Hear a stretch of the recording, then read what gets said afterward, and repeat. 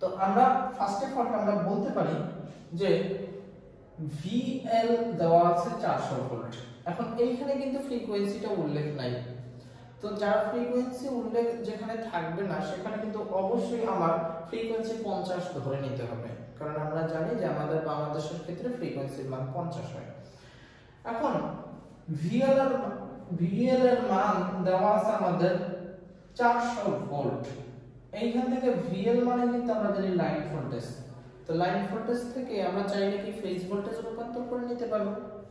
তো phase voltage যদি রূপান্তর করতে হয়, তাহলে আমরা কি করতে পারি, যে ফেজ ভোল্টেজ রূপান্তর করতে গেলে আমরা VL সমান সমান জানি √3 VP। এখান থেকে যদি VP মানে হবে ফেজ ভোল্টেজ, এই ফেজ ভোল্টেজটা যদি রূপান্তর করতে হয় তাহলে √3 টা আবার অবশ্যই এই পাশে ট্রান্সফার করতে হবে।